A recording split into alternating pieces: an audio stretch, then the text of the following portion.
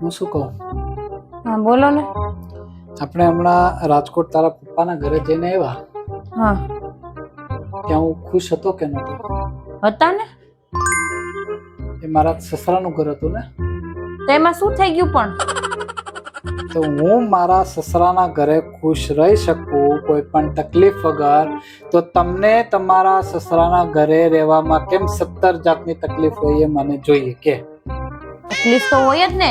કેમ? તમારે ત્યાં શું કામ હતું? સવારમાં ઉઠીને સારો સારો નાસ્તો મળ્યો, એને મસ્ત બધે ફરવા જવા મળ્યું, બપોરે મીઠાઈ ને આન તેન બધું જમવા મળ્યું, જલસા જલસા હતા. કઈ કામ કરવું પડ્યું તમારે? અને અમારે અહીંયા બધું કરવાનું હોય. ઉઠે ત્યારથી રસોઈ કરવાની, ટિફિન ભરવાના, કચરા પોતા, છોકરાઓ સંભાળવાના, એના નાસ્તા બનાવવાના. તો કામ મારે ત્યાં નહોતું, પણ ત્યાંય તે ગયા એટલે તારા પપ્પા કે આના ઘરે જવાનું, આના ઘરે જવાનું, બધી જગ્યાએ સામાજિક જવાબદારી હોય ત્યાં અમારે જવાનું ને.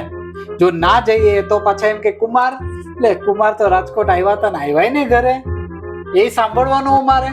આ તો સાંભળવું તો પડે ને. એક તો 2-3 વર્ષે જાવ ને પછી એમ કહો છો આમ જાનું આમ જાનું. અમે તો અહીંયા મહિને મહિને બધાને ઘરે બેસવા જાય, ત્યાં તો તમને કઈ નથી થતું. તમને મારામાં બધે જવામાં તકલીફ પડે છે. નહીં, તકલીફ મને ક્યાંય નથી પડતી, પણ હું તને એ કહું છું કે અહીંયા આપણે જઈએ તો તમારે જ સારું જ છે ભાઈ, ફરવા મળે. બહાર ફરવા જાવ એટલે ભાઈ હા મારે આ ખાવું છે, આ નાસ્તો કરવો, આ પીવું છે. થોડું તમારે કઈ એવું હોય કે ચાલો અહીંથી ઘરેથી નીકળ્યા, સગાવાલા ત્યાં ગયા ને પાછા ઘરે આવી ગયા, એવું તો છે નહીં. એટલે તમે એમ કહો છો તમને મારા પપ્પા કઈ રસ્તામાં ખવડાવતા પીવડાવતા સાચવતા? હવે 3 ગ્લાસ તો સોડા પી જાવ છો, કઈક શરમ કરો ને. શરમ હસો છો શું? આટલું સાચવે તોય તમને આમ રોદણા જોતા આવડે જ નકરા. 3 ગ્લાસ સોડાનું હું નથી કેતો, પણ હું તને એ કહું છું હું ત્યાં ખુશ જ હતો, પણ તમને અહીંયા તકલીફ કઈ પડે એ ખબર નથી પડતી મને. પણ તમે ખુશ જ હોવ ને. ત્યાં કામ નતું કરવાનું, ઈ કામ કરવી જ મેન તકલીફ છે. બોલો કાલથી હાથ મારી હારે કરશો કામ? તમે શું નથી કરતો કે ઘણી વખત મારે કચરું કાઢવું પડે છે, પોતું મારવું પડે છે, બસ એક ખાલી વાસણ ઘસવાના બાકી છે. રેવા દો ને. એ તો કોઈ મહેમાન આવ્યા એટલે ચોખ્ખે ચોખ્ખો દેખાડો કરવા માટે કે હું મારી ઘરવાળીને કેટલું સાચવું છું એટલે કામ કરો છો. કોઈ દિવસ મહેમાન ન હોય અને રેગ્યુલર દિવસ હોય ને ત્યારે મારી યાર કામ કરીને બતાવો તો સાચા કહું. એટલે તમને ખુશ રાખવા માટે મારે હવે ઘરની સાફ સફાઈ ને એ બધું રેગ્યુલર નિયમિત ચાલુ કરવાનું એવું? હા તો કરવું પડે. એ તો ખોટી હોશિયારી જ કરતા આવડે છે, બધી બાબતમાં માથાકૂટ કરતા જ આવડે છે.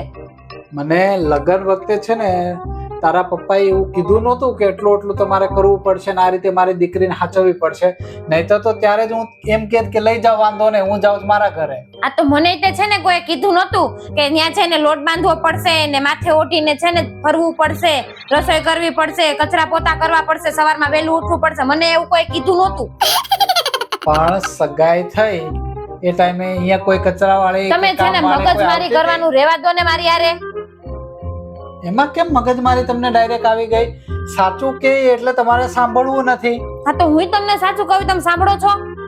હા તો હું સાંભળું જ છું ને, કેટલા વર્ષથી સાંભળું છું કે. રેવા દો ને હવે, હું જ સાંભળું છું નકરું. તમે કોઈ સાંભળતા નથી, તરત સામે સામું કહી દો છો સાંભળું છું. તો આજુબાજુ વાળા 5 ઘરે પૂછીએ ને એમ પૂછ કે ભાઈ અજયભાઈ નો સ્વભાવ કેવો છે? બધા એમ કહેશે કે એકદમ શાંત સ્વભાવ છે. શાંત સ્વભાવી તો બારે તો બધાના શાંત જ હોય, ઘરમાં જોવા આવે ખબર પડે. હા ભાઈ તમારે મગજમારી કરવી જ છે, મૂકો. બીજું હું તમે કહો એ સાચા. આ તો બહુ સારું. પોતાનું જ બધે ચલાવવું હોય, ક્યાંય અમારું ચાલવા નહીં દેતા ને પાછા એમ જ કે અમે કહીએ જ સારું, અમે કહીએ જ સારું. એટલે તમારું ચાલે છે કે અમારું ચાલે છે? તમારું ચાલે છે. હોશિયારી શું કરો છો? આંખું કાઢીને મારી સામું નહીં જોવાનું.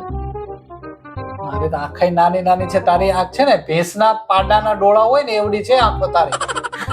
રહેવા દો ને હવે, કાંઈ પણ બોલો છો. હવે મગજ છે કે નથી? આવ હતો ગયો.